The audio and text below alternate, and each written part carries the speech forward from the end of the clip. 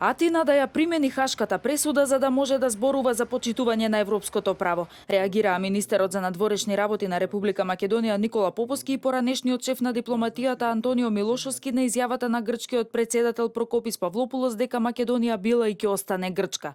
Милошовски преку Фејсбук порача дека во име на владењето на правото време е официјална Атина да ја примени пресудата на Меѓународниот суд на правдата во Хаг донесена пред 5 години, според која Грција ја прекршила привремената спогодба со ветото за македонското членство во НАТО во Букурешт во 2008 година.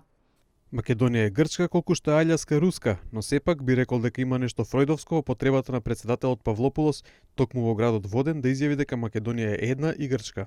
А кога станува збор за Македонија, она што го знаат и тој и сите земји членки на Обединетите нации е дека пресудата од судот во Хаг е една и меѓународна, ниту грчка, ниту македонска. Затоа во име на владењето на правото, време е официјална Атина да ја примени пресудата од Хаг. Предходно и вице-премиерот и министер за надворешни работи Никола Поповски истакна дека за воопшто да се говори за почитување на европското право од грчка страна, за почеток е добро да се удостои пресудата од Меѓународниот суд на правдата од 2011 година. Без тоа секое споменување на правото е себе демантирање. Павлопулос вчера во Воден изјави дека Македонија била и ќе остане Грчка.